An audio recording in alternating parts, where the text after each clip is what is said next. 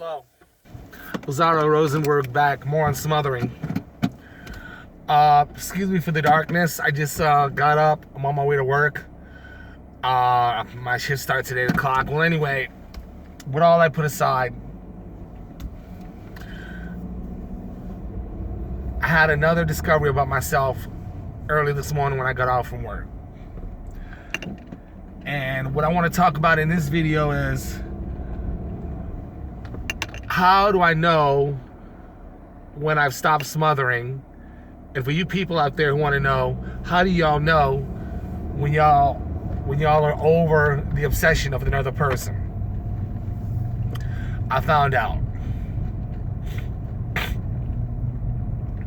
I mistreated my friend a second time, sometime in December. Did the same thing, flattened his tires. If you want to go ahead and say I'm a sick bastard, it's okay. I'm not a sick bastard, but if you want to believe that, fine. As a matter of fact, I was a sick bastard all my life. All right. Here's how you know when you stop smothering. But before I tell you how you know before you stop smothering, I need to explain this first. When you make the mistake of smothering, you have to find out what is causing you to smother this person. Besides, okay, I'm just obsessed with this person, blah, blah, blah. There's a certain behavior inside of all habitual smotherers that are causing us to smother people. What we have to do is we have to find that out what it is. That's the very first thing you must do. I found that out the second time after I flattened my friend's tires. And I've done that in early adulthood too. It's not the first time. I've done that to 5 or 6 different people. Here's why. After I did the damage the second time, it took me a while to realize, okay, now I see why I made the mistake a second time. It's the same thing as I made the mistake the first time. I was only thinking about me. I was trying to rekindle the friendship way too fast, and when things didn't go my way, I took it wrong. There were twice when I smothered him before I did it the second time. Those are the 2 main instances that led to it. So I realized, okay, wait a minute. I smothered him, that's what caused it. I was only thinking about me, and I wouldn't give him a break. I made the same mistake as I did the first time. Notice the difference. After the first time, I didn't see where I went wrong. The second time, I saw what went wrong, and I saw what fully led to it. What all led to it was, when I first met him, I dumped all of my insecurities on him, asking him if I needed a place to stay, would he let me stay? And of course he said, yeah, but not as a roommate, just till you can find a place to stay. And if my car got repoed, can I get a ride? He said possibility, but I have to pay for gas. Okay, I should have left it at that. But I kept on dumping on him more, and that caused me to constantly obsess over him in my head. So that's what led to me damaging his tires the second time. Now, for the main part, what everybody wants to hear. How will I know when I stop smothering the other person, or vice versa? How will I know when the other person stops smothering me? In my case, it'll be the first issue. How will I know when I stop smothering the other person? I hate for what I did. I'm going to be honest with you. I hate for what I did, and I feel real bad for what I did. Even though I'm making amends on it. I hate for what I did. Notice I said hate for what I did and not hate myself for what I did. You never want to hate yourself for anything. When you hate yourself for what you want to do, it's okay to hate yourself, but use that hate to forgive yourself and learn all you can. Like, for example, what caused all that? There's certain behaviors in us that caused all that maybe it cannot be deleted extremely, but it can be changed. We humans have the ability to change our behavior if we really want to. So here's what I noticed. Early this morning, I tried to talk to him at work, but he said no. If I got to talk to him, if we want to talk, he said, no, Lazar, if we want to talk, if any, it'll have to be later on because I am tired and I'm sweating and I'm going all over the place. I said, no problem, okay. Sorry I waited back. Sorry I looked back a second time. Then when I got off work, I was extremely tempted to call him. Then here's where I caught myself. I said, wait a minute. Okay, why would I need to call Frank? The man told me what's up. I know the deal. So I wanted to call him. I'm thinking, let me call him. I said, no, wait a minute, don't call him. Then I finally truly decided, said, you know what, Lazaro? I'm not going to call him because you know what? Even though I feel sad for what I did and I hate for what I did, I know I'm not going to feel this way forever. And if I wait after I get up in the morning, I'm not going to have the urge to call him at all in the morning. So I decided not to call him. I didn't even text him.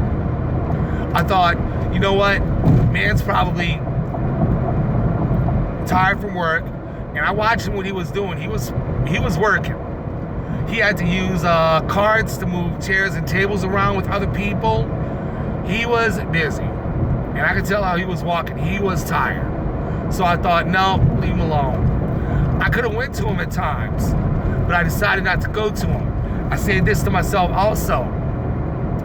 Yes, I'm going to talk to him, but only when it's convenient, like he said. When I didn't call him, and I woke up this morning, I woke up 5 o'clock in the afternoon actually, I felt so good. I felt so strong. I felt so alive.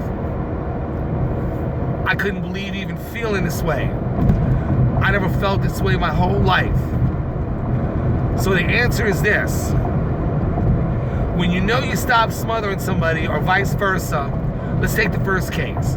When you know you stop smothering somebody, you're automatically not going to call them. You won't have to fight urges to call them anymore.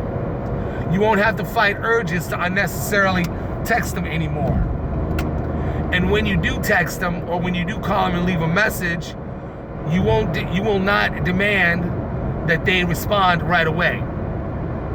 Another thing that led me to find out this is this. 2 or 3 days ago, I waved at him. And he didn't look.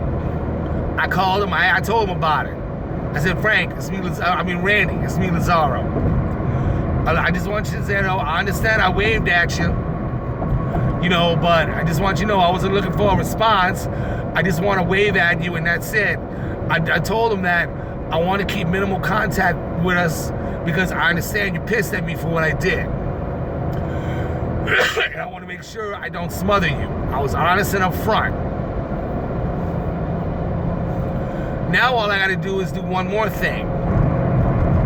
If I see him tonight, I'll talk to him tonight.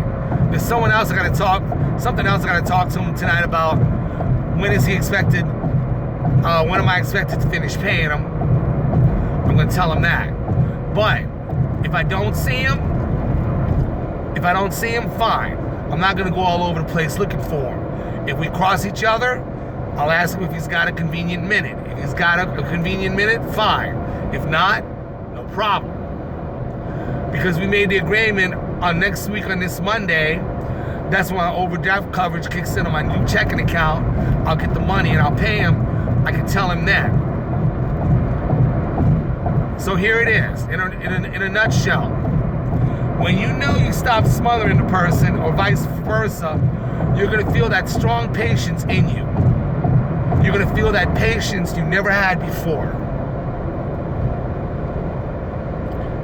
And then, when you finally decided not to call him, when you really wanted to call him, and that would have been the last time, you would have said, oh man, I can't believe this. Now I feel strong, I feel weak, I feel alive. I don't know how exactly you'll feel, but you'll feel similar to that. Man, I did not call him. I'm starting to realize now that he's got his life, I got my life. He got his job, I got my job. Now, yes, I do feel bad for what I'm saying. I do feel bad for what I did. And the reason why I was smothering was because to try to cover those feelings of hurt.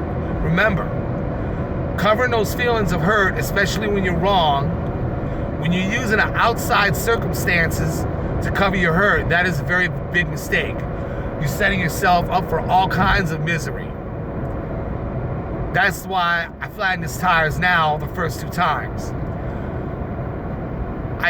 First time, I smothered him to cover my own insecurity.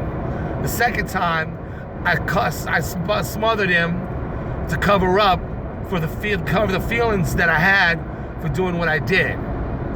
That's why I tried to rekindle the friendship fast. I didn't realize it. That you know why you don't realize it? Because you only think about you. So there it is. If you like my channel, please subscribe and hit the thumbs up button. And I will be posting new videos out in a week or 2. I've been going through some stuff, so I don't post any videos soon. Please be patient. I'll have them out.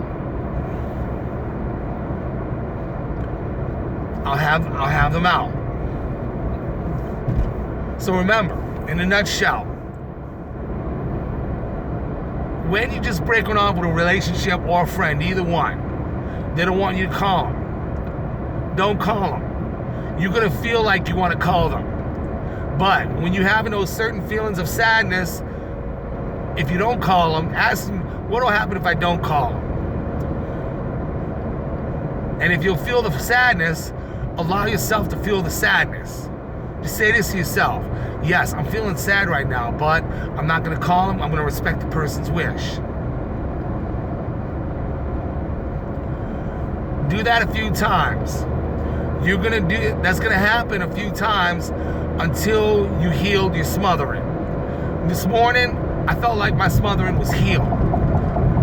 I'm hoping it's healed yet. When I get at work, I won't look for them. And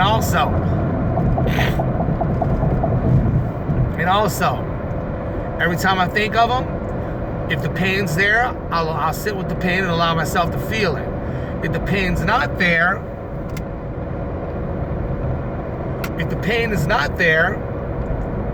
then I'll just remember how it was. Just remember how it was exactly the first time y'all met. That's all y'all gotta do. Well, I'm about to get off the interstate soon. This is Lazaro signing off. I wish you best of luck with your smothering issues, and my phone number is area code 504-266-5131. That's in New Orleans, Louisiana. My email address is lazros, LAZROS 2516@gmail.com.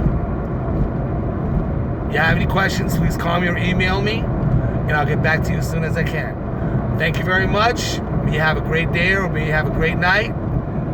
And I hope you heal on your smothering real soon. Thank you.